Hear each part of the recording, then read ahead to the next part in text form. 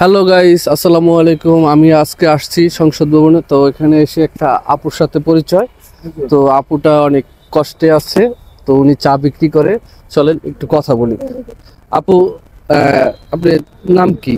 আমার নাম নূরজাহান। বুঝলেন? চা বিক্রি করেন না? জি, তো এই যে চা বিক্রি করতেছেন, তার থেকে কি আপনার সংসার চলে? চলে মোটামুটি, তারপর আবার চলে না।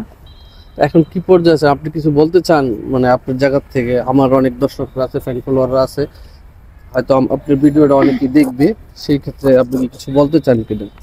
এখন আমি বলতে চাচ্ছি দেন, আপনার কথাটাই আপনি বলে যান।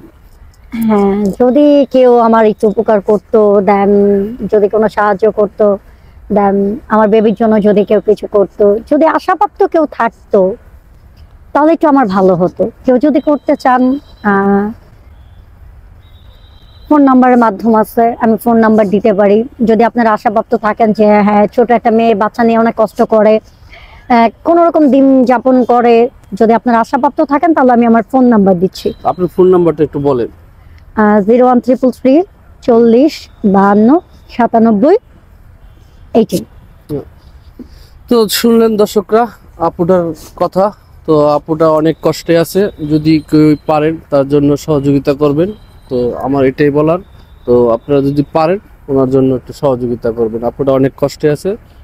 খুব অল্প বয়সে বিয়ে হয়েছিল, তার এখন হাজবেন্ড নাই, একটা বাচ্চা নিয়ে খুব কষ্টে আছে। যে আপনারা আপনাদের জায়গা থেকে কেউ যদি ওনাকে একটু সাহায্য করতে চান, আপনারা করতে পারেন। ওকে। আচ্ছা।